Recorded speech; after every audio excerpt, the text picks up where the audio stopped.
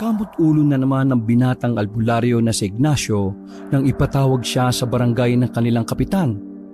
Ang kanyang inampon at tinuring na anak na si Joselito ay nasangkot na naman sa isang away ng mga bata. Mabuti na lang at mahaba ang pasensya ng kanilang kapitan na si Mang Ibueng. Kaya naman pinalabas din kagad sila para makapagpahinga at makapaghapunan na rin. 8:00 na rin kasi ng gabi noong mga sandaling yon.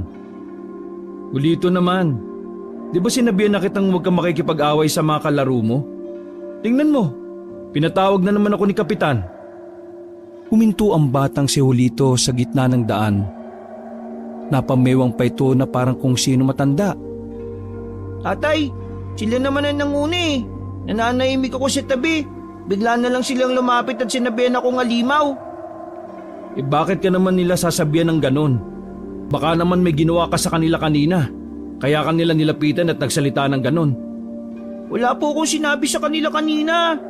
Kahapon? Wala rin po. Nung nakaraan? Wala rin po. Nung nakaraang buwan? Tatay, kahapon ko lang naman sila nakilala eh. Basta. Wag na makikipag-away sa kanila kahit na kailan ha. Naintindihan mo ba ako? Opo, tay. Pero kapag may ginawa sila sa akin, sasabihin mo kagad sa akin at ako nang bahalang kumausap sa mga magulang nila. Okay? sige na nga po. Sabi nyo eh. Yan, ganyan. Huwag ka nang pasaway ha. Nagpatuloy na sa paglalakad ang mag-ama. Nadaanan nila ang bukod tanging malaking bahay sa kanilang baryo. Hindi maiwasan na mag-ama na mapatigil ulit. Tuwing mapapagawi sila roon, laging humahanga si Ignacio at Julito sa bahay na yon. Tatay, magkakaroon din ba tayo ng ganyan? Gusto ko rin ng bahay na ganyang kalaki. Oo anak, magkakaganyang bahay din tayo kapag tumama ako sa loto. Paano ka tatama? Hindi ka naman tumataya. Di susubukan kong tumaya. Paano kapag hindi ka tumama? Di wala. Alam mo namang hindi naman kalakihan ang kita ko sa pag-aalbularyo eh. Sakto lang talaga sa atin. Yung mga ganyan kalaking bahay, kung hindi ka naman mayaman, kailangan swerte ka sa buhay. Ay nako, bakit ba ako nagpapaliwanag sa'yo hindi mo rin naman maiintindihan? Basta tay, kapag nakapagtapos ako ng pag-aaral, bibilang kita ng ganyang bahay. Maraming bahay tapos ikaw lang mag-isa dun. Ayos na sana kaso sablay yung huli mong sinabi. Tara na nga, umuwi na tayo. Nagugutom na rin ako. Hinawakan ni Ignacio ang malambot na kamay ng bata at tinahak na rin nila ang daan pauwi. Pagkarating nila sa bahay ay agad silang nagapunan. Kagaya ng dati, taob na naman ang kaldero ng kanin. Likas na matakaw kasi talaga silang kumain. Lalong-lalo na si Julito na parang walang kabusugan. Pagkatapos, nagugas na rin ng pinggan si Ignacio sa bakuran nila. Meron kasi silang dibombang tubig doon. Habang abala sa ginagawa, bigla namang dumating si Dencio, ang kaibigan ni Ignacio na mas madalas pang mangutang kaysa maligo. Hoy, kung uutang ka na naman, ngayon pa lang sasabihin ko na sa iyong wala akong pera ha. Walang ganong nagpakonsulta ngayong araw na to sa akin eh. Uy, grabe ka naman sa akin pre. Gusto ko lang naman malaman kung ayos ka lang eh. Hoy Dencio, alam ko na yung ganyang style mo. Kaya tigilan mo ako ha. Wag ako, iba na lang. Oo na, mangungutang sana ako eh. Pero kung wala ka naman talagang pera dyan eh, ayos lang. Ano na naman bang gagawin mo sa pera? Bakit? Pautangin mo na ako. Hindi no, bubulong-bulong ka pa dyan para kang timang. Pautangin mo na kasi ako. Kailangan ko lang talaga sa trabaho. Trabaho? Ikaw, may trabaho? Wala pa. Pero kapag pinautang mo ako, baka magkaroon na. Sus, igilan mo ako. Kailangan ko kasi ng pera kasi bibili ako ng bagong damit. Haharap kasi ako bukas dun sa ina-applyan kong trabaho eh. Magiging hardinero kasi ako ron. Seryoso ba yan? Sige nga, saan? Dun sa mansyon ni Mang Suelo. Mang Suelo? Yung may-ari ng malaking mansyon dun sa Kalye 5? Tumpak! Doon ako papasok. Anggap na ako eh. Pero ang problema ko, yung maayos na kasuotan. Kasi bukas, makakausap ko mismo si Mang Suelo. Kaya kailangan presentable ako. Tiningnan muna ni Ignacio ang kaibigan mula ulo hanggang paa. Pagkatapos ay tinitigan niya yon ng seryoso. Uy, makatingin naman to, parang isa akong kriminal na nagpapanggap na mabuting tao. Para kang sinungaling na nagkukunwaring nagsasabi ng totoo eh. Hindi naman kita pipilitin kung ayaw mo maniwala eh.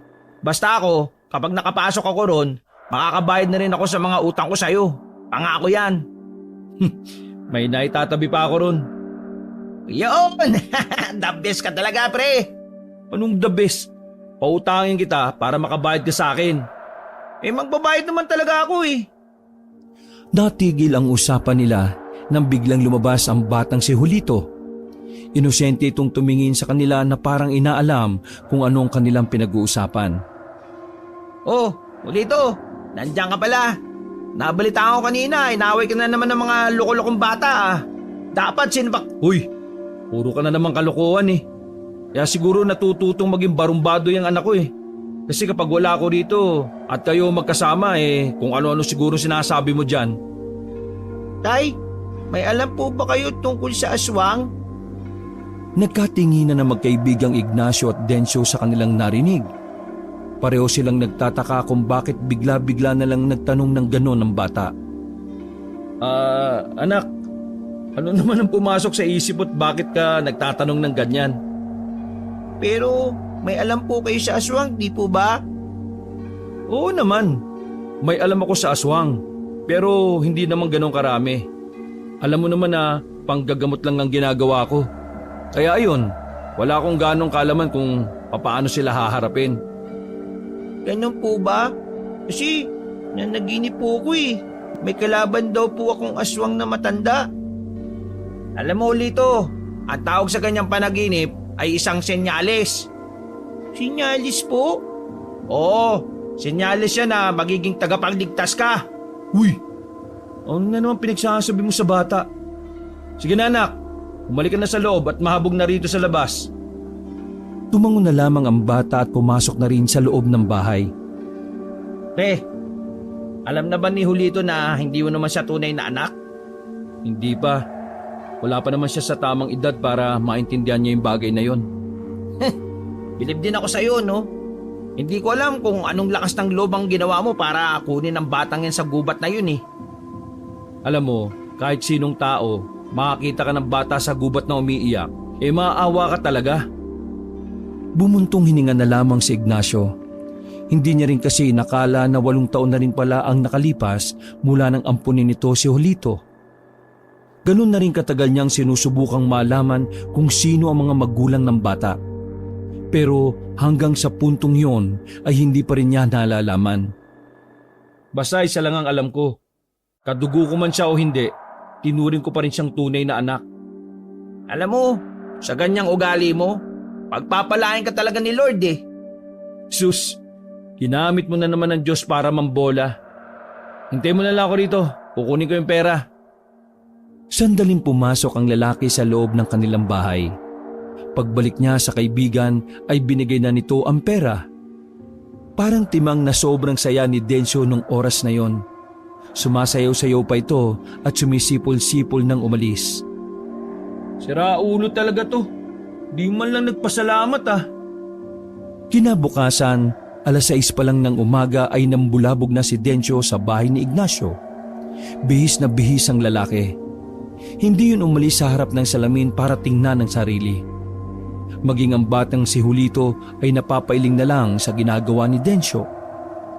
Uy, kanina ka pa dyan sa harap ng salamin. Hindi ka ba aalis? Maaga pa eh. 7:00 pa kami magkikita ni Mang Suelo. Tito Dencio, ang gwapo niyo po ngayon ah. Yan ang gusto ko sa iyo, Lito. Bale, bibilang kita ng gusto mo sa unang sahod ko. Sus, suhulan mo na naman ang bata. Pero, ngayon lang po yun ah. Diyos ko, ikaw talaga mapagbiro. Pero, good luck din sa papasukan mong trabaho ha. Pagbutihan mo, minsan lang dumating ang ganyang oportunidad. Seryosoin ko na to, pre. Gusto ko nang magpamilya eh. Oh, Ulito, nakita mo naman, magiging abala na ang Tito Densyo mo. Kaya madalas ka nang makakasama sa mga lakad ko. Hindi naman kita pwedeng iwan dito. Kaya huwag kang makulit ha. Hindi naman po ako makulit, tatay eh. Masaya po kung isasama niyo ako palagi. Gusto ko kasi makakita ng aswang, tay eh. Napatigil sa pag-ayos ng necktie si Densyo at napahinto rin sa paglagok ng kape si Ignacio. Ramdam ko po kasi kapag nakita ko ng aswang, magiging masaya po ako. Anak, hindi natin alam kung may mga aswang pa sa panahong to. Noon oo, meron. Pero ngayon, wala na yata eh. Tsaka kung meron man, hindi mo dapat pinapangarap na makakita ng ganong nilalang. Nakakatakot sila anak, mapanganib. Tama ang tatay mo. Dapat ang pinapangarap mo lang makita babaeng sex... Hindi na naituloy ni Densyo ang sasabihin nang batuhin na ito ni Ignacio ng tinik ng isda.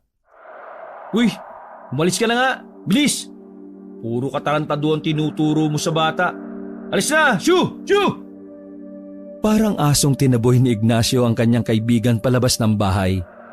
Isinarado niya ang pinto at malalim na paghinga na lamang ang kanyang nagawa.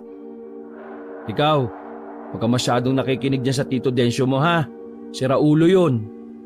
O sige na, kumain ka na't mamaya aalis tayo. May nagpapahilot at magpapagamot sa akin sa kabila eh. Pinagpatuloy nila ang pagkain at si Densyo naman ay umalis na rin sa kanilang bakuran. Pagkatapos ay binihisan na ni Ignacio ang batang si Julito para maganda sa kanilang lakad. Dakong 8:00 na ng umaga nang umalis sila. Habang naglalakad sa daan, malayo pa lang ay tanaw na nila ng maraming tao sa tapat na malaking bahay. Ang bahay kung saan nakatira ang magiging amo ni Densyo na si Mang Suelo. Tay, ano po kayang meron doon? Hindi ko rin alam eh. Tara, buti pa lumapit na lang tayo. Nang ilang metro na lang ang layo, nakita nilang nakabukas ang malaking gate ng mansyon. Isa si Densyo sa nakikita nilang namimigay ng kung anumang nakaplastik. Sa gilid ng gate, nabasa ni Ignacio ang nakasabit na trapal. Naroon ang mukha ni Mang Suelo na nagsasabing ito ay tatakbo sa pagkabarangay captain ng kanilang baryo. Ayos ah. 1 taon pa lang siya rito. Gusto na niyang kalabanin si Kap Edgar? Tay, di ba si Tito Densyo yun? Oo anak. Ang tawag sa ginagawa nila, pangangampanya. Ibig sabihin, namimigay sila ng mga pangangailangan ng mga tao para makuha nila ang tiwala ng mga tao na magagamit nila para manalo sa eleksyon. Lumangulang ang bata na pilit iniintindi ang sinabi ni Ignacio. Napatingin naman si Ignacio sa loob ng bakuran ng mansyon. Sa kanya na lamang napansin ang loob nito. Dahil yun naman ang unang pagkakataon na binuksan yon para sa mga tao. Habang nakatayo sa gilid, may dumating na itim na sasakyan. Nagbabaan doon ng ilang kalalakihan na nakaitim. Inilabas nila mula sa container truck ang ilang kartong-karton na mukhang mabibigat ang laman. Tay, yung mga lalaki pong yun oh. Oh, bakit? Kilala mo sila? Hindi po, pero alam ko po na mga alimo po sila. Agad na umupo si Ignacio para pantayan ang anak. Tinakpan niya sandali ang bibig ni Julito sa pangambang baka marinig sila ng mga naroon. Anak, hindi ka dapat nagsasalita ng ganyan. Paano kung marinig ka nila? Baka pagalitan ka. Huwag malupit pa baka ireklamo ka nila. Paninirang puri yung tawag dyan anak. Kaya hindi ka dapat nagsasalita ng ganyan sa ibang tao, ha? Intindihan mo ba ako? Iyon naman po talaga nakikita ko sa kanila eh. Nagpapanggap lang po silang Ay nako. Tara na nga. Kailangan na natin pumunta sa pasyente ko. Tara. Naglakad na lamang sila paalis. Pero nakatingin pa rin ng batang si Julito sa mga kalalakihan na naghahakot ng mga kahon sa truck. Napansin naman ni Ignacio na parang hindi mapakali ang kanyang anak. Ganun pa man, hindi na lamang pinansin ni Ignacio ang bagay na yon. Iniisip na lamang ng lalaki na baka normal lang sa bata ang pagiging malikot ang isipan nito. Ilang sandali lang ay nakarating na rin sila sa unang customer. Medyo nabigla si Ignacio nang makitang naroon din ang kanilang kapitan na si Edgar. Oh, nandito ba nakatira si Kap? Nakatayo lang sila sa labas ng bakuran nang mapansin sila ng kapitan. Ngumiti sa kanila si Mang Edgar at saka lumapit din yun kagad sa kanila. Ah, mabuti naman at nakarating ka na. Nirekomenda ka sa akin ng kamag-anak ko. Ang sabi raw nila magaling ka raw manggamot. Hindi naman po masyado, Kap. Sakto lang. Napakapagkumbaba mo talagang tao, no? Ay, teka. Kasama mo pala ang anak mo. Magandang umaga po sa inyo, Kapitan. Magandang umaga rin sa iyo, Bugoy. Mabuti naman at sinamahan mo ang tatay mo. Kailangan po ni tatay ng alalay eh.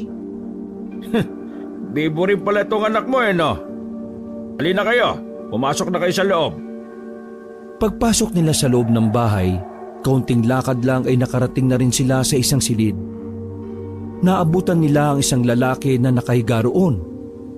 Balot na balot ng kumot kahit na mainit ang panahon ng mga oras na yon. Siya si Emil. Bunsong anak ko yan. Noong nakaraan nagpaalam yan sa akin na mamumundo kasama ng mga kaibigan niya. Pagbalik niya, bigla na lang siyang nilagnat. Ang unang pumasok sa isipan ko baka naingkanto sa gubat o kung ano pa man. Kaya naman naisip ko kagad na ipatingin siya sa albularyo. Ikaw lang naman ang kilalang albularyo sa barangay natin na ito . Wag po kayong mag-alala, Kapitan. Ako na pong bahala sa kanya. Gagawin ko po yung makakaya ko para magamot siya. Nako, maraming salamat kung ganon. Sa totoo lang wala rin akong oras para asikasuhin itong anak ko . Alam mo naman, malapit na ang eleksyon. Tapos sa unang pagkakataon meron na akong makakalaban. Si Mang Suelo po ba yung makakalaban nyo, Kap?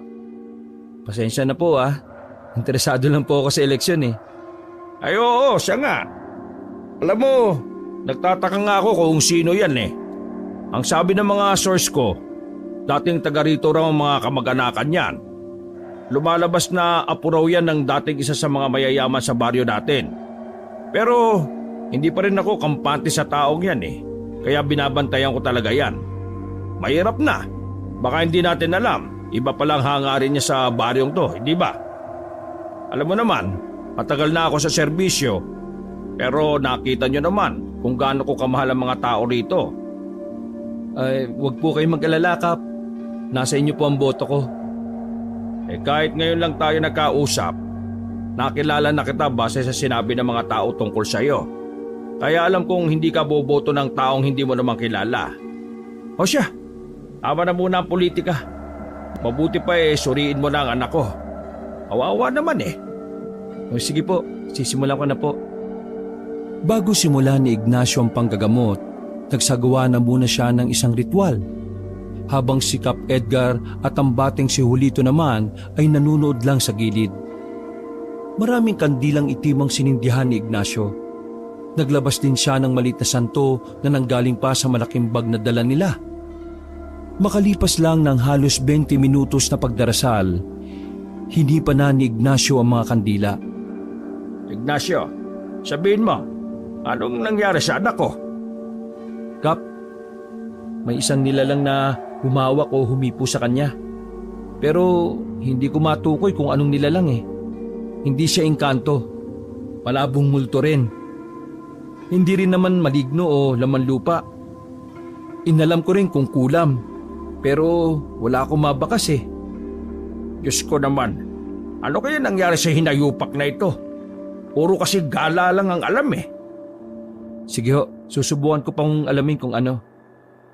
Aswang! Napatingin silang dalawa sa batang si Julito na kalmadong nakaupo lamang sa gilid. Nagtatakang napaisip si Ignacio kung papaanong aswang ang sinabi ng kanyang anak. Maging ang kapitan din, nagtataka rin na kung bakit sa dinami-rami ng nilalang, aswang pa ang maiisip ng bata. Anak, hindi to laro Seryosong problema to. Yung anak ni Kap ang nahihirapan. Kaya hindi mo dapat... Aswang po ang may gawa niyan sa kanya, Kapitan. Paano mo naman nasabing aswang, iho? Tumayo ang bata at lumapit sa binatang nakahiga. Umakyat pa si Julito sa kama para tanggalin ang medyas ng lalaki. Tay, isa ito sa sinyalis na aswang ang gumawa sa kanya ng sakit. Ignacio, totoo ba sinasabi ng anak mo? Hindi ko alam kung saan niya nalaman yan pero Kap, tama po ang sinabi ni Julito. May kakayahan po kasi ang mga aswang na bigyan ng sakit ang isang tao. Mas tumatalab yun kapag ang taong biktima nila mahina talaga ang katawan. Ang pangingitim ng kuko sa paa ang isa sa mga senyales. Julito, anak, sabihin mo nga sa akin, paano mo nalaman ang mga senyales na ganyan? Bigla ko nilang pong naramdaman, Tay. Ignacio, ngayong alam na natin kung anong dumalid dyan sa anak ko. Alam mo rin ba kung paano siya gagamutin? Opo, Kap. May ginamot na ako dati na kagaya ng ganitong kaso. Sige o, sisimulan ko na po. Ang kailangan ko na lang po dahon ng bayabas at dugo po ng manok. Yung sariwa po sana. O sige, ako nang bahala. Magpapautos ako. Wala silang sinayang na pagkakataon. Agad na naghanap ang mga tanod ng kasama ni Mang Edgar. Pagbalik ng mga yon ay agad na inasikaso ni Ignacio ang kanyang pasyente. Marami siyang ginawang kung ano-ano na hindi rin naman maintindihan ng kapitan.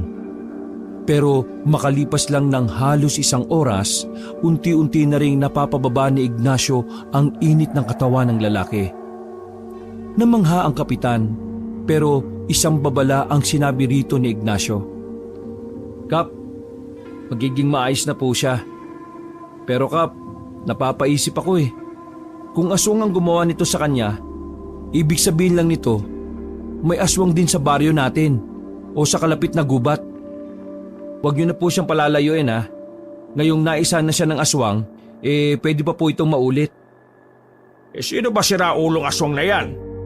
Bakit sa dami ng tao itong anak ko pa ang natipuhan niya? Napailing na lamang si Kap Edgar nung mga sandaling yon. Maging si Ignacio ay bumuntong hininga na lang din. Maya-maya lang nagpaalam na rin si Ignacio nang magkaroon na ng malay ang anak ng kapitan. Dahil galante ang kapitan, malaki-laki ang ibinayad nito kay Ignacio. Ignacio, tawagan kita ulit sa oras na may mangyari sa anak ko, ha? Wala pong problema sa akin. Sige po. Paano? Mauna na ho kami, Kap. Teka, sandali.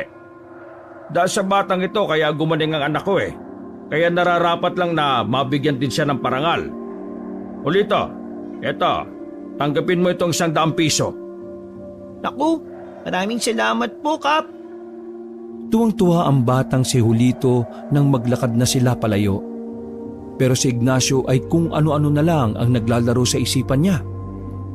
Hindi pa rin mawala sa kanyang isipan kung papaanong nagawa ni Julito na malaman na aswang ang dumali sa anak ng kapitan. Sa isip-isip ni Ignacio, baka unti-unting natututo ang bata sa pagiging albularyo. Sa tagal ba naman kasing nakikita ni Julito ang kanyang trabaho, para sa kanya hindi malabong magaya na rin ng bata ang kanyang mga gawain. Pero sa kabilang banda, hindi rin mapigilan ni Ignacio na isipin na baka may kakaiba nga sa bata. Noon pa bang kasi, nakita na niya ng pagiging espesyal si Julito. May mga ginagawa itong hindi dapat ginagawa ng isang normal na bata. Gaya na lamang ng paglubog sa tubig ng sobrang tagal. Tay, malalim po ang iniisip niyo Ayos lang po ba kayo? Ayos lang naman ako, anak. Napagod lang siguro ako. Hindi na po natin pupuntahan yung iba pang mga magpapagamot? Hindi na muna. Bukas na lang. Gusto kong magpahinga na muna Isang mahabang katahimikan sa pagitan ng mag-ama habang sila ay naglalakad. Nang marating na nila ang malaking bahay ng matandang si Suelo, nakita nilang nakabukas pa rin ang malaking gate doon. Mula roon, lumabas ang lalaking si Dencio. Tuwang-tuwa at nagtatatalon pa nang makalapit sa kanila. Uy, para kang timang. Bakit? Ano bang meron? Nakuha ko na yung unang sahod ko. Ha? Sahod agad? Arawan ba kayo? Pre, eto bayad ko sa pinahiram mong pera para sa damit Yung iba kong utang sa'yo, sa susunod na araw na muna Aba, ayos ah. Sana hindi ka matanggal dyan para mabayaran mo na lahat ng utang mo sa akin. Oo naman oh. Pero alam mo, ang weirdo lang ng mga tao sa loob eh. Nagtataka nga kami ng mga kasama ko. Kasi yung mga tauhan ni Mang Suelo, parang hindi marunong ngumiti. Laging seryoso mga loko eh. Pinaglihis siguro sa sama ng loob ang mga yun. Eh, bakit mo naman sila gustong umiti kung wala naman nakakatuwa sa mukha mo? O sige na, diyan ka na. Magluluto pa ako ng hapunan namin eh. Hapunan natin. Kasi ngayong gabi, ako ang sasagot ng kakainin natin. Hindi ka naman titira sa amin ano? Siyempre, Tito Densyo, nakita mo din po ba yung mga limaw? Nawala ang ngiti ni Dencio sa narinig. Sumeryoso din ang mukha ni Ignacio. Pre, weirdo na rin yata ang anak mo ah. Anong binatak niyan, katol? Uy, Julito, di ba sinabihan na kita na wag mong sasabihin yan kapag dumaan tayo dito? Tay, yun talaga nakikita ko eh. Sa tingin ko po, mga alimaw sila. Mga aswang at alam mo Lito, alam kong bata ka pa pero si Mang Suelo, tatakbong kapitan. Paglaki mo, iboto mo si Mang Suelo ah. Kung lalaki ka pa. Ano, tara na pre. Itong anak mo kung ano-ano na sinasabi. Gutom na yata. Mabilis silang naglakad paalis. Bago umuwi ng bahay, dumaan muna sila sa litsunan ng manok para bumili. Sa unang pagkakataon, makakapag-ulam din sila ng ganon. Hindi naman sa hindi kaya ni Ignacio na bumili ng ganon. Sadyang hindi lang sila mahilig sa lechon. Pero dahil libre yun ni Dencio at isang beses lang yun mangyayari sa buhay nila, hindi na yun tinanggihan pa ni Ignacio. Masayang nagsalo-salo ang tatlo sa hapagkainan. Kapansin-pansin para kay Ignacio ang pagiging tahimik ng batang si Julito. Seryoso lang ang bata na kumakain. Isang malaking himala yon dahil nasanay si Ignacio na madaldal si Julito. Ay, nabusog ako ah. Pre, maraming salamat ah. Ngayon may trabaho na ako. Hindi na ako mangungutang sa'yo. O paano? Mauna na ako ah. Julito, papakabait ka ah. Sa pangalawa kong sahod, ikaw naman ang ililibre ko. Tinanguan lang ng bata si Dencio at lumabas na rin ito ng bahay ni Ignacio. Agad na tiningnan ni Ignacio ang bata. Nakipagtinginan din naman sa kanya ang anak. Julito, anak, totoo bang sinabi mong kapag tinitingnan mo yung mga tauhan ni Mang Suelo halimaw ang nakikita mo o aswang? Totoong sinabi ko kanina, tay. Hindi ko rin alam kung bakit eh. Pero palagay ko, may kakayahan po kung makakita ng tunay na anyo ng isang tao. Sandaling hindi nakapagsalita si Julito. Kilala niya naman kasi ang kanyang anak. Batid niyang hindi naman yun basta-basta gumagawa ng kwento para lang magpapansin. Kaya naman hindi maiwasan ni Ignacio na isipin na may espesyal ngang biyaya ang Diyos kay Julito. Tay, magiging albularyo na rin ba ako katulad po ninyo? Anak, masyado ka pang bata para sa mga ganyang bagay. Ang mabuti pa, ang isipin mo ang paparating na pasukan. Kesa iniisip mo yung mga ganyang bagay. Buti pa magbasa-basa ka na lang ng libro. Mag-aral ka para kapag nagpasok ka na, nakakalamang ka na sa mga magiging kaklase mo. Pakiramdam ko talaga tay. Hindi ako pangkaraniwan eh. Paano kung isa pala akong... Julito, tama na. Ayaw ko na makakarinig ng kung ano-anong mga may kinalaman dyan ha. Naintindihan mo ba ako? Pero tay... Wala nang pero-pero. Gusto kong alisin mo sa isipan mo yung mga tumatakbo sa utak mo. Bata-bata mo pa Lumipas ang ilang araw, naging abala si Ignacio sa panggagamot sa ilang kabaryo nila. Sa mga nagdaang araw, mas dumami ang mga nagkakasakit sa kanilang baryo. Dumagsa ang mga pasyente sa bahay ni Ignacio. Halos hindi na nga niya maasikaso ang mga tao. Pero dahil mas nagtitiwala ang mga residente sa panggagamot ng albularyo kaysa sa ospital, iniasa nila ang lahat kay Ignacio. Ay nako, salamat naman at naubos na rin ng mga tao. Pambihira, hindi tayo nakakain ah. Ayos lang pre, kain na lang tayo mamaya. Pasensya ka na ah. Dapat nandun ka sa bahay ni Mang Suelo ngayon eh.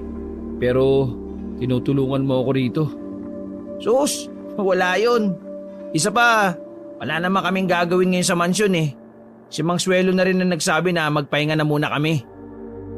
Biglang tumahimik si Densyo sa gilid habang nililigpit ni Ignacio ang mga ginamit niya sa maghapong panggagamot. Napansin ni Ignacio ang pagiging seryoso ng kaibigan. Kaya naman nilapitan niya yon at tinanong, "Pre, ayos ka lang? Sumama ba pakiramdam mo sa maghapon na pag-aalalay sa akin?" Hindi pre. Uy, anong problema? Kumamot sa ulo si Densyo at saka nagsalita. Kahapon pag gumugulo sa isipan ko yung sinabi ni Julito nung nakaraan eh. Yung tungkol sa mga tauhan ni Mang Suelo. Tila nagbagong atmosfera ng paligid nung sabihin niyo ni Densyo. Tumingin-tingin muna sa labas si Ignacio kung may nakakarinig. Batid niyang kung may makakaalam ng kakayahang yon ni Julito, magiging magulo ang buhay ng bata. Ano bang meron? Alagay ko, totoo yung sinabi ng anak mo pre. Kahapon kasi ng gabi, bago ako umalis sa mansyon, nakita ko yung isa sa tauhan ni Mang Suelo na naglalakad sa gilid ng kalsada. Paglagpas niya sa nakaparadang sasakyan, nagulat kasi ako dahil biglang naging baboy ramo. Nung una akala ko nagkakamali lang ako eh. Pero pagtingin ko sa gilid ng sasakyan, nakita ko ron yung mga naiwang damit at pantalon. Ganon na ganon yung suot na damit ng tauhan ni Mang Suelo eh. Ah? Teka, sinasabi mo ba na... Paano kung yung mga tao ni Mang Suelo aswang? Sa hindi malamang dahilan ay bigla na lamang nakaramdam ng kaba si Ignacio. Naramdaman din niya ang pagtindigan ng kanyang balahibo. Aminadong lalaki na kahit na albularyo siya, nababahala siya sa panganib na dala ng mga aswang. Kung aswang ang mga tauhan niya, ibig sabihin lang nun, nasa panganib ang buhay ng amo mo. Napatayo si Densyo at hindi mapakaling nagpalakad-lakad sa tapat ng lamesa. Yun nga iniisip ko eh.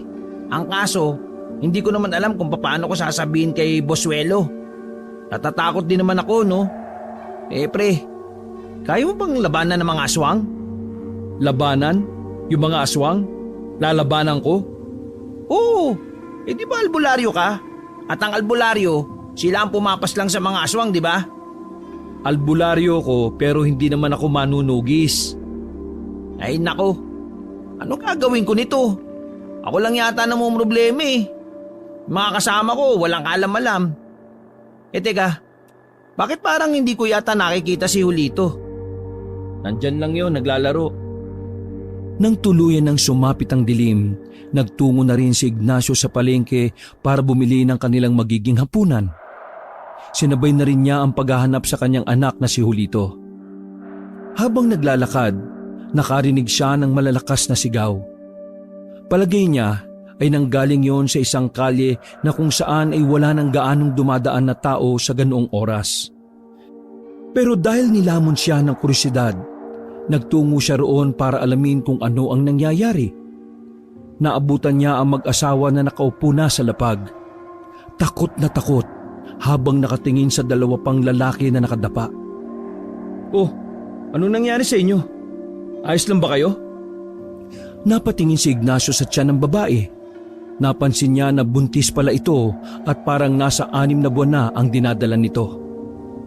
Dalawang lalaking yan, aswang! Ha? Aswang? Lumapit si Ignacio. Napansin niya na umaagos na ang dugo mula sa katawan ng dalawang nakabulagta. Nang itihaya ni Ignacio ang isa, doon na niya nakumpirma na talagang hindi tao ang mga yon. Kakaiba ang itsura. Kahit sino makakakita, ang unang papasok sa isip ay aswang ang dalawa. Pero ang naglalaro sa isipan ni Ignacio sa mga pagkakataong yon ay kung papaanong tinalo na mag-asawa ang dalawang aswang. Sabihin niyo nga sa akin, kayo ba ang pumaslang sa dalawang ito? Umiling-iling ang babae habang nanginginig pa ang kamay sa sobrang takot. Kami, malabong mapas lang namin ang dalawang yan. May isang maliit na nilalang kanina na dumating eh. Itim na itim ang katawan niya. Halos kasing kulay na ng ilalim ng kaldero. Tapos, meron siyang medyo mahabang buhok na kulay puti. Ang bilis niya. Tapos, inatake niya ang dalawang yan bago pa makalapit sa amin. Pinagkakakalmot niya yung dibdib hanggang sa mamatay. Ha? Maliit na nilalang? Nung gabing yon, tuluyan nang nabuo ang interes ni Ignacio sa mga aswang. Matapos siyang maihatid sa barangay ang dalawa, agad siyang nagtungo sa kanilang bahay kahit hindi pa siya nakakabili ng iluluto. Hinanap niya agad ang librong kulay brown na binili niya pa sa kapwa albularyo sa bayan. Nakasalpak sa librong yon ang iba't ibang uri ng aswang na maaaring mamuhay hanggang sa panahon nila. Sa kakalipat ni Ignacio ng pahina, napatigil siya nang makita ang isang uri ng aswang na saktong-sakto sa paglalarawan ng babaeng buntis. Gabunan? Gabunan ang umatake sa dalawang aswang na lalaki. Pero paano? Bakit niya aatakihin ang kapwa niya aswang? Napasandal na lamang si Ignacio sa dingding. Mga ilang sandali lang, nakita na niyang dumating ang kanyak na si Julito. Napatayo siya nang makitang may dugo ang kamay nito. Maging ang bata rin ay nagulat sa kanyang reaksyon. Mabilis na ipinasok ni Ignacio si Julito sa bahay nila at isinara ang pinto. Anak, may nakakita ba sa'yo? Natatarantang pinunasan ni Ignacio ng basahan ng kamay ni Julito. Umiiling-iling naman ito bilang tugon sa tanong ng ama. Diyos ko naman, ano ba nangyari? Bakit ka may dugo ng ganyan, anak? Sabihin mo nga sa akin ang totoo. Tay, nakita ko mga aswang eh. Tatlo sila. Tama, tatlo. Inatake nila yung mag-asawa po. Buntis po yung babae, tay. Nasaksihan mo yung mga nangyari? Bakit ka may dugo? Nasugatan ka ba? Sinaktan ka ba ng mga aswang? Parang tuliro na umiiling-iling ang bata. Ay, inatake ko yung mga aswang. Naawa ko sa mag-asawa eh. Tinulungan ko sila. Ha? Ano ba pinagsasabi mo? Ano naman magagawa mo sa mga... Tay, nagbago ko ng anyo kanina nang di ko po namamalayan. Tapos, ang bilis ko po. Tinalo ko po yung dalawang aswang. Yung isa, tama, oo. Nakatakas yung isa, tay. Ulito naman, hindi kita maintindihan eh. Ano na naman bang kwento? Ha? Napatingin si Ignacio sa paanan ng batang si Ulito. Nakita niya na mula tuhod ay kulay itim ang balat nito. Dahan-dahan itong nawawala at bumabalik sa normal na balat ng bata. Umupo si Ignacio at tinawakan sa magkabilang balikat ang anak. Napagtanto na niya kung ano ang tinutukoy ni Julito. Noong mga sandaling yon ay hindi makapaniwala si Ignacio. Kahit ayaw niyang maniwala, sinasampal siya ng katotohanan. Tay, anong klaseng tao po ba talaga ako? Hindi naman po ako masama, tay, di ba? Kasi niligtas ko po yung dalawang tao eh.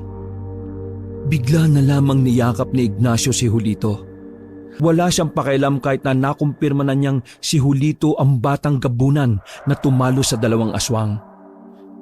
Anak, walang makakaalam kung ano ka ha. Tayong dalawa lang dapat. Naintindihan mo? Opo, tay. Julito, hindi ka masama.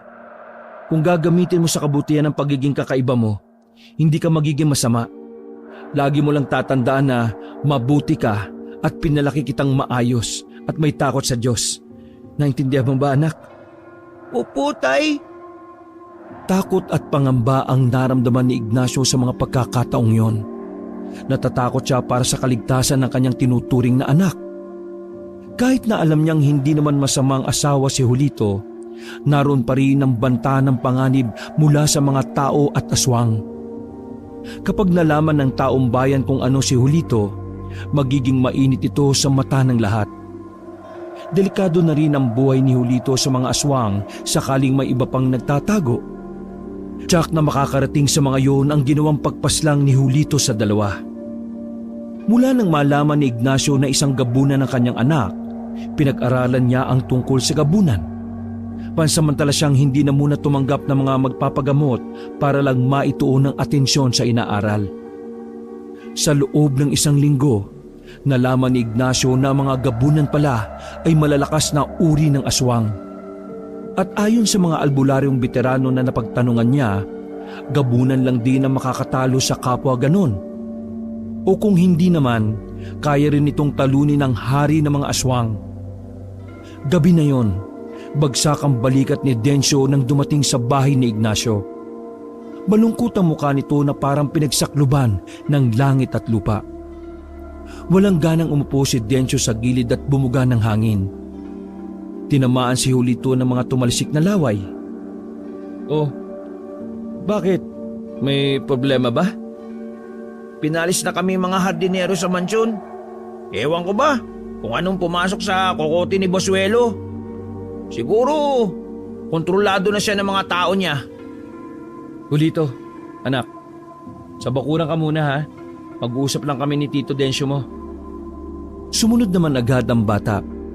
Nang masigurong hindi na sila maririnig ni Julito, ay saka pinatulan ni Ignacio ang sinasabi ni Dencio.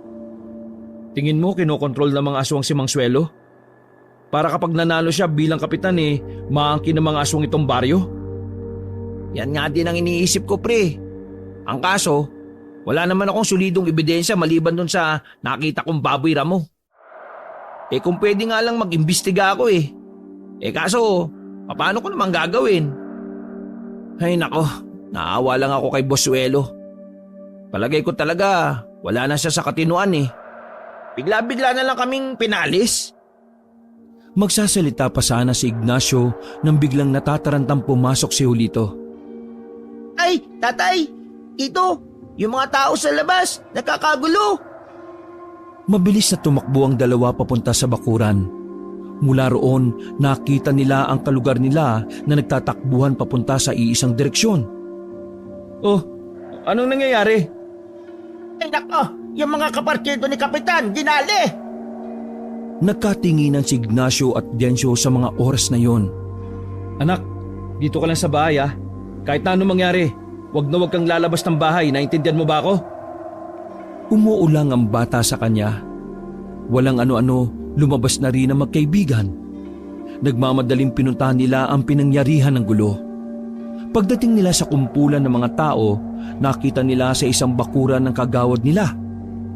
Nakabulagta na ang lahat ng kagawad na kapartido ni Kap Edgar. Ang mga yun ay nakabukas sa mga tiyan o dibdib. Nagkalat sa sahig ang mga natirang laman loob nito. Ang sabi ni Kumaring Sara, mga aswang daw ang umatake kina kagawad. Nako, si Kapitan! Nakita ko kanina si Kapitan sa barangay, kasama ng dalawa niyang alalay Kailangan natin puntahan si Kapitan. Nagmamadaling tumakbo ang magkaibigan patungo sa barangay. Pagdating nila roon ay nakita nilang patay na ang ilaw sa loob ng barangay. Tanging ang ilaw lamang sa bakuran ang nananatiling nakabukas. Paghakbang pa lang nila papasok, bumungad ang dalawang lalaki na nakabulagta sa gilid ng mga lamesa. Unang tingin pa lang, alam na nilang patay na ang mga yon. Dahil sa kaba, dinampot ng magkaibigan na nakasandal na 2x2 sa gilid. Kapitan Edgar! Ako ito, si Ignacio! Nandiyan ba kayo sa loob? Matapos ang ilang minuto, lumabas ang kapitan mula sa loob ng barangay. Natataranta itong lumapit sa kanila. Bakit ba kayo nagpunta rito? Delikado! Nasa paligid pa rin ang aswang! Halika kayo rito! Hinila ni Kap Edgar ang dalawa papasok. Nagtago sila sa opisina ni Kap Edgar at isinarado ng maigi ang pinto. Pero mga ilang sandali lamang, nabahala sila nang may sumisira na ng pintuan sa labas. Inaalog-alog yon. Sa kasamaang palad, tuluyang nawasak ng mga aswang ang pintuan. Nagsiksikan silang tatlo sa pader nang pumasok ang 4 na aswang. Dahil sa liwanag na nagmumula sa bintana, kita nilang iba ang anyo ng mga yon. Ano kailangan nyo sa akin? papaslangin niyo ako para mawala na kapitan ng baryong ito? Wala silang natanggap na sagot. Sa halip, lumusob ang isang aswang papunta sa kanila. Laking gulat na lamang nila nang biglang mabasag ang salamin. Mula sa labas, pumasok ang isang maliit na nilalang. Sinangga nito ang pag-atake ng aswang. Hindi sila makapaniwala kung papaanong binalibag ng maliit na nilalang na yon ang mga halimaw. Nang lumusob din ang dalawa, mabilis na nakailag ang estranghero. Sa isang iglap lang, napatay noon ng 3 aswang nang walang kahirap-hirap. Sa oras na yon, batid ni Ignacio na si Julito ang nilalang na yon. Magkahalong tuwa at kaba ang nararamdaman niya.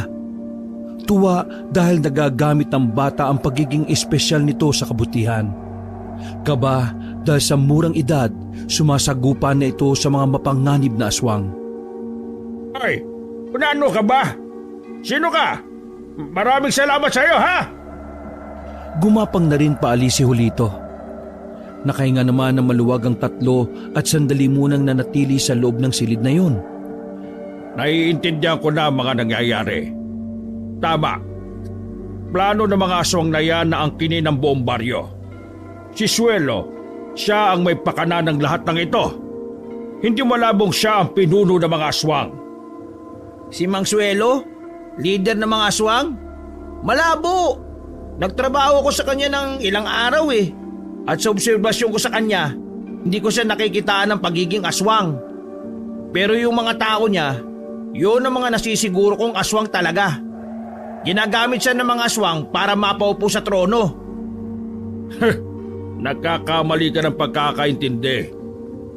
Si Suelo ang pinuno ng mga aswang. Marami akong galamay na nag-imbestiga sa kanya. At ilan sa mga yon ang nakapagpatunay na siya nga ay hindi isang tao. Siya mismo ang nagpapagalaw sa mga aswang sa baryong ito. At ang dahilan kung bakit niya gustong kunin ang baryo. Tumayo si Kap Edgar at saka tumapat sa bintana. Ay dahil ang baryong ito ay orihinal na pagmamay-ari ng mga aswang noong panahon pa ng Kastila. Teka, saan mo naman nalaman ng mga yan, Kap? Sa pinakamatinding miyembro ng pamilya namin. Maging ako rin naman hindi rin makapaniwala. Pero na magsagawa rin ako ng sariling pagsasaliksik, doon ko na nakumpirma na ang lahat ng detalyeng nakalap ko ay konektado sa isa't isa. Kaya naman, maghahanda tayo. Magkakaroon ng kaguluhan sa baryong ito. Pero hindi tayo papayag na ibibigay natin sa kanila ang baryong sinilangan nating lahat. Kahit na papaano ay nagkaroon ng lakas ng loob ang magkaibigang Ignacio at Dencio. Bumuntong hininga na lamang si Ignacio. Naiinis siya sa kanyang sarili dahil wala siyang magawa. Sinisisi niya ang sarili kung bakit mas pinili niyang ituon ang buhay sa panggagamot. Kung noon pa sana niya pinag-aralan ng tungkol sa mga aswang, baka isa siya sa mga makakatulong sa taong bayan. Dencio, ikaw na munang bahala kay Kap ha. Kailangan kong balikan si Julito. Sige. Nagmamadaling tumakbo si Ignacio palabas ng barangay. Sa daan, marami siyang taong nakakasalubong. Dahil sa sunod-sunod na pagpapakita ng mga aswang, halos lahat ay naaalarma. Naglabasan ng mga residente sa kani-kanilang bahay. Nasaan na kaya si Julito ngayon? Tigas ng ulo. Ang sabi ko, wag aalis ng bahay.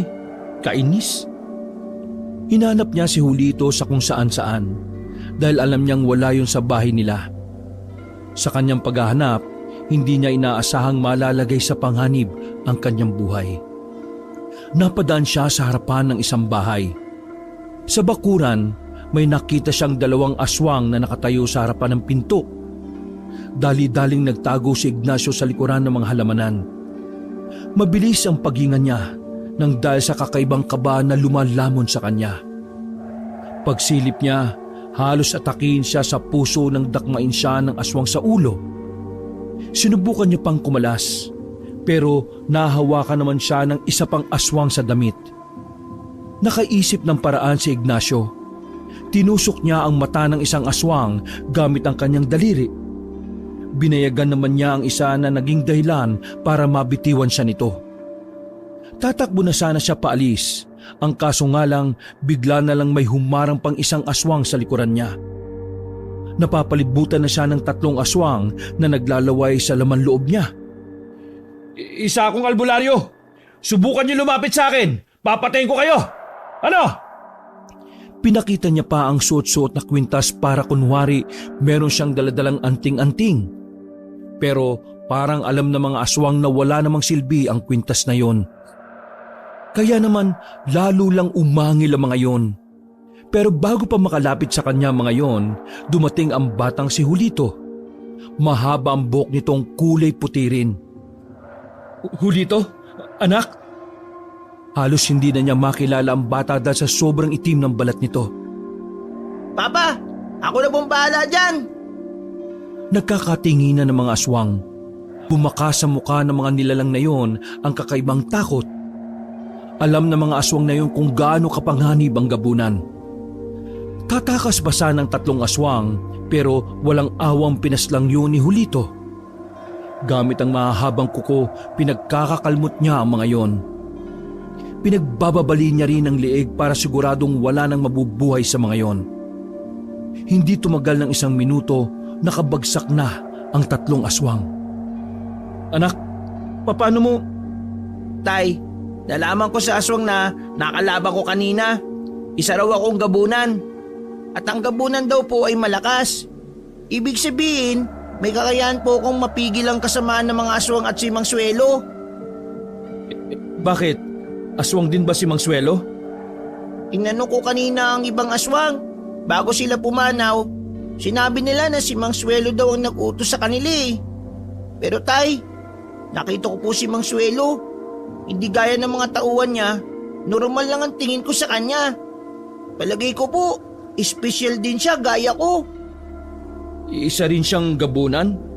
Yun po ang hindi ko alam. Pero tay, umuwi ka muna sa atin. Uwi na rin po ako dahil napaslang ko na po yung mga gumagalang aswang eh. Uy, sandali lang. Oy! Nagmamadaling gumapang at tumalon-talon sa bubungan ng bahay ang bata. Wala nang nagawa pa si Ignacio kundi ang umuwi na lang din sa kanila. Pagdating niya sa kanilang bahay, naroon na rin si Julito. Nakapaghugas na yun ng kamay at nakapagpalit na rin ng suot. Sinunog na rin ng bata sa dramang sando at short nitong punong-puno ng dugo ng mga aswang. Buti naman at nakauwi ka na. Teka, nasaktan ka ba anak? May galos ka ba? Saan ang masakit? Tay, ayos lang po ko. Wala po akong kahit na anong galos. Hindi nga po ako nahihirapan sa kanila eh. Nagawa mo pa talaga magyabang ha? Kung alam mo lang kung gaano ako nag-alala sa yung bata ka. Pambira ka. Bakit ka kasi naging ganyan? Eh yun din po ang tanong ko sa sarili ko eh. Bakit po kaya ako naging gabunan? Naisip ko rin po na hindi po talaga tayo magkadugo. Kasi malabong aswang ka rin tay eh. Kasi albularyo ka. Tay, sino po ba talaga ang mga magulang ko? Napatigil si Ignacio sa tanong na yon ni Julito. Hindi pa siya handang magpaliwanag sa bata. Pero dahil nagkaroon na rin yun ng ideya, wala siyang magagawa kundi ipagtapat kay Julito ang tunay nitong pinagmulan. Makinig ka sa sasabihin ko ha. Ano man ang maririnig mo, hindi yun magiging dahilan para magbagong pagmamahal sa iyo ni tatay. Naintindihan mo? Opo, tay. Anak, totoong hindi tayo tunay na mag-ama. 8 taon na ang nakalilipas.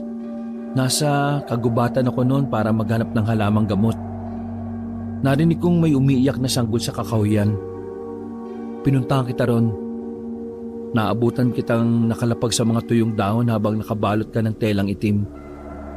Hindi ko alam kung sino ang mga magulang mo dahil wala naman ako nakitang ibang naroroon. At nung sandali ring yun, inakala ko na normal na bata ka lang din gaya ng iba. Kaya hindi ako nagdalawang isip na kunin ka. Pinalaki kita na parang tunay kong anak. Ibinigay ko sa iyo ang pagmamahal ng isang ama.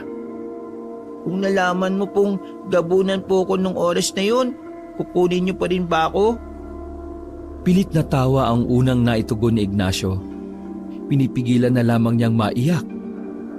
Oo naman, ano ka ba?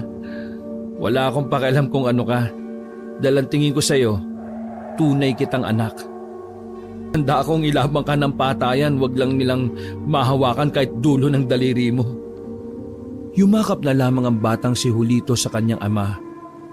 Maya-maya pa, dumating na rin si Dencio. Hingal na hingal itong umupo sa harapan ng lamesa. Pare, si Kapitan, re-rest back. Ha? Dumating yung mga kinontak niyang manunugis mula sa baryo ng Silangan. Lulusubin nila yung mansyon ni Bosuelo. Diyos ko, sumiklab na talaga ang kaguluhan. At nakumpirma ng lahat na nasa loob ng mansyon, puro aswang. At ngayon, balak nilang pasilingin si Bosuelo. Ang inaalala ko lang kung kakayanin ba nila yung mga aswang, pre. Alam ko kasi kung gaano karami mga nasa mansyon Tay, kailangan natin pigilan sila, Kapitan. Hindi pa natin alam kung anong klaseng aswang si Mang Suelo O sige, dito ka lang sa ba? Kailangan niyo ko, Tay. Kaya kung... Hindi pwede. Mga manunugis sa mga kasama ni Kapitan. Hindi ka nila pwedeng makita, anak. Teka, anong sinasabi mo? Huwag ka na magtanong. Sumama ka na lang, tara. Hinila na ni Ignacio ang kaibigang si Dencio. Tumakbo sila na mabilis patungo sa kinaroroonan ng mansyon ni Mang Suelo. Pagdating nila roon ay nakapasok na ang mga manunugi sa loob. Pero sa kasamaang palad, wala na silang inabutan sa loob ng mansyon. Sa pagkakarinig nila ay nakatunog na si Mang Suelo. Galit na galit si Kap Edgar. Pinagsisisipapan niya ang gate sa sobrang inis. Walang hiya yung Suelo na yan. Hindi ko siya mapapatawad sa ginawa niya sa mga kagawad ko. Magbabayad siya sa lahat ng sinaktan niya. Mga kaibigang manunugis, handa akong magbigay ng malaking halaga para lang mapatay ang lahat ng aswang sa baryong ito. Wala kayong ititira. Bata, mano, matanda. Nakaramdam ng takot si Ignacio dahil sa sinabing yon ng kapitan. Alam niya na hindi makakaligtas si Julito sa bantang yon ni Edgar.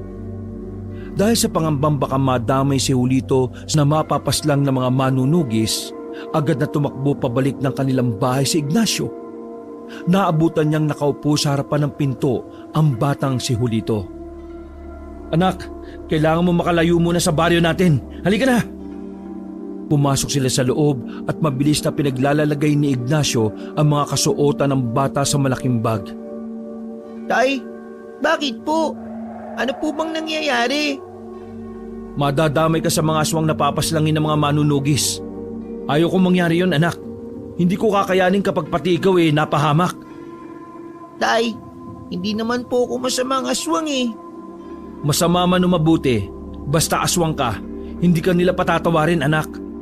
Walang sinasanto mga manunugis. Hindi sila maniniwala na may aswang na mabuti. Teka, tama ba narinig ko? Napalingon ng mag-ama sa pintuan nang makitang nakatayo roon si Dencio. Hindi inakala ni Ignacio na sinundo siya ng kanyang kaibigan. Pare? Isinarado ni Dencio ang pintuan. Pare, aswang din si Julito? Bakas ang takot sa mukha ng bata ng mga pagkakataong yun. Napakapit na lamang ito sa hita ng ama. Pare, magpapaliwanag ako. Tama nga ang hinala ko. Si Julito yung nakita ko nung lumaban sa dalawang aswang. Hindi ako nagkamali. Pare, gabunan ng anak mo. Nakikiusap ako sa iyo, pare. Huwag mong sasabihin ang nalaman mo kay Kapitan dahil siguradong... Sinaulo ka ba? Bakit ko naman sasabihin parang aman na rin ako ng batang yan. Wala akong pakialam kung aswang si Julito. Alam ko na maayos ang pagpapalaki mo sa kanya kaya kampante akong hindi siya gaya ng ibang aswang na masama. Isa pa, marami ang niligtas ang batang yan, pare. Kaya huwag ka mag-alala, Julito. Hindi nagbago ang tingin ng Tito Dencio mo sa'yo. Talaga po? Diyos ko, kahit kailan wala kang tiwala sa akin, ano? Oo naman, mahal ka pa rin ng tito. Salamat, pare, Akala ko ilalaglag mo kami. Aliw ka ba? Mahal ko rin si Julito, no? Kaya poprotektahan ko rin siya sa planong pagmamasaker nila Kapitan sa mga aswang. Yun nga ang problema ko, pre. Hindi pwede magtagal dito si Julito. Baka hindi magtagal malaman nilang tungkol sa kanya. Meron akong alam na lugar na pwede nating pag-iwanan kay Julito. Hindi na nagsayang ng pagkakataon ng magkaibigan. Nang makuha na nila ang mga gamit ni Julito, sa kailaliman ng gabi ay lumabas na sila ng bahay. Hindi na nila inisip ang banta ng panganib na dulot ng mga aswang. Mas inisip na nila ang posibilidad na maghihinala sa kanila ang mga gumagalang manunugis. Matagumpay na nakarating ang tatlo sa lugar kung saan pansamantalang iiwan nila ang batang si Julito. Wala silang choice kundi ibilin muna ang bata sa lola ni Dencio. Pagkatok nila sa pintuan, bumukas agad yun at bumungad sa kanila ang matandang babae na puti na ang buhok. Agad itong napatingin sa apong si Dencio. Dencio, napadalaw ka. Lola, may hingin sana akong pabor sa inyo teka, sino ba itong dalawang ito? Huwag mo sabihing nag-anak ka na at nag-uwi ka ng bata rito. Paano kayong magkakanak pareho kayong lalaki? Lola naman, hindi ko naman anak tong batang to Anak siya ng kaibigan ko. Iiwan muna sana namin sa inyo. May kailangan lang kaming asikasuhin na mahalagang bagay Ha? Mahabang bangkay? Matangkad yung bangkay na asikasuhin nyo? Bakit? Imbalsamador ba kayo? Mahalagang bagay. Iiwan muna namin dito yung bata at kayo muna ang magbabantay. Babalik kami bukas ng umaga kapag makakabiyahe na kami palabas ng baryo natin. Itong batang ito pala iiwan nyo sa akin. Sigurado ba kayo na magpapaiwan yan dito? Sa akin walang problema. Kasi malakas ka sa akin, Dencio. Ang inaalala ko lang, baka umiyak ang batang yan. Lola, hindi po ko iiyak. Tahimik lang po ako. Aba, mabait naman pala ang batang ito. Mukha din po kayo mabait. Aba, at bolero pa ha? Lola, ako po ang ama ng batang yan. Gusto ko lang pong magpasalamat sa inyo. Pasensya na rin po sa istorbo. Tinorbo? Anong tinorbo? Sinong tinorbo?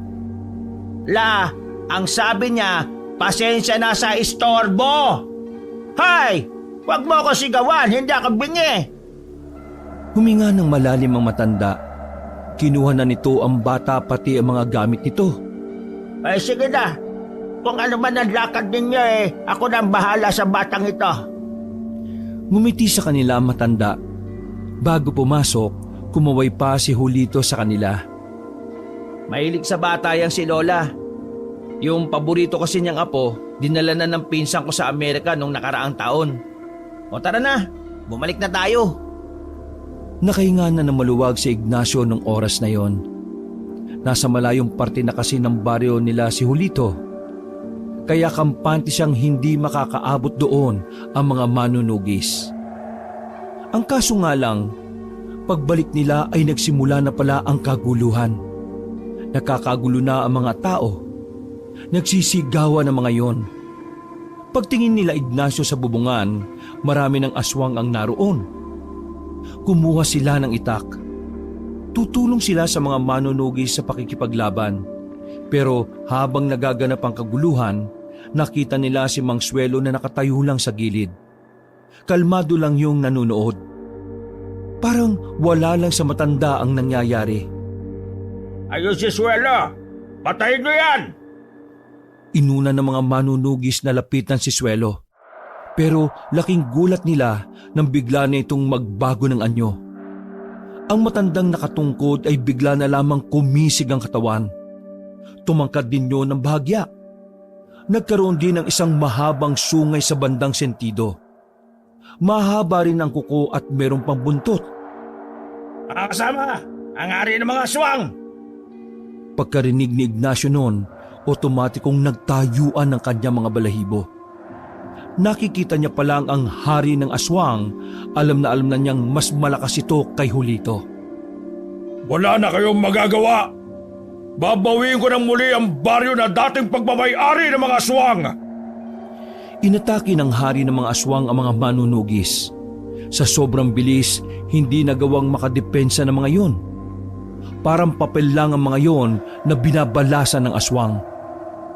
Ganun pa man, hindi pa rin nakitaan ng kaduwagan ng mga manunugis. Kahit na alam nilang tagilid sila sa laban, sumusugod pa rin sila ng sumusugod. Pre, kakaibang aswang to. Walang magawa yung mga manunugis. Si Kapitan! Iligtas natin si Kapitan! Nagmamadaling tumakbo si Ignacio palapit kay Kapitan. Kap, tumakas na po kayo! Mamamatay kayo! Hindi po natin siya kaya! Hindi ko iwanan ang baryong ito! Hindi ko hahayaan na mapunta ang baryong ito sa kasamaan! Umabante ang Kapitan habang hawak-hawak ang itak na kinakalawang na rin. Matapang nitong hinamon ng hari ng mga aswang na si Suelo. Ska! Kapitan! Mabilis na gumapang si Suelo patungo sa kinaroroonan nilang dalawa. Nasa aktong dadakmain na ng aswang si Kapitan Edgar nang itulak yun ni Ignacio. Siya ang nahawakan ni Suelo sa balikat. Sa haba ng kuko nito, bumaon yon sa balikat ni Ignacio na nagdulot ng hiwa doon. Matapang na may nasiwas ni Ignacio ang itak. Nabitiwan siya ng aswang nang tamaan niya yon sa braso. Pero walang nangyari. Parang hindi man lang yon nasaktan. Sa halip, mas lalo lang yon nagalit. Aatake na sana siya ni Suelo pero biglang dumating ang batang si Julito. Nakaanyong gabunan na ang bata kaya madaling nalaman ng mga manunugis na gabunan nito. Nagulat na lamang sila na makitang inatake ng batang gabunan ang hari ng mga aswang. Kinalmot ni Julito si Suelo sa mukha. Sumirit ang dugo nito. Dahil sa ginawa ni Julito, napaatras si Suelo. Isang batang gabunan! Ang lakas naman ng loob mong humarap sa hari ng mga aswang! Wala akong pakialam kahit sino ka pa. Basta hindi ako papayag na saktan mo ang mga tao sa baryo na kinamulatan kong tahanan. Nagtaka si Kap Edgar noong mga oras na yon. Nakilala niya kasi ang boses ng bata. Napatingin siya kay Ignacio. Sa tingin na yon, kinumpirma ng lalaki na yun nga ay si Julito. Kung ganon, tingnan natin ang bangis ng isang batang gabunan! Sobrang kaba ang nararamdaman ni Ignacio. Gusto niyang magalit sa bata pero hindi niya magawa. Marami ang mga makakaalam kung sino ang batang gabunan na yon. Kainis! Napakasaway talaga! Sabi nang wag nang babalik eh! Pagtingin ni Ignacio, unang umatake si Julito kay Suelo. Kitang-kita nila na kahit papaano may laban ang bata sa hari ng mga aswang. Pero nababahala pa rin si Ignacio. Masyado pa kasing bata si Julito. Kung ikukumpara, mas marami ng karanasan si Suelo. Makulit ka talagang bata ka ha! Nanlaki ang mga mata ni Ignacio nang makitang nadakma ni Suelo si Julito. Hinagis nito ang batang gabunan sa puno pero buti na lang nakakapit si Julito. Humahanga si Ignacio sa pinapakita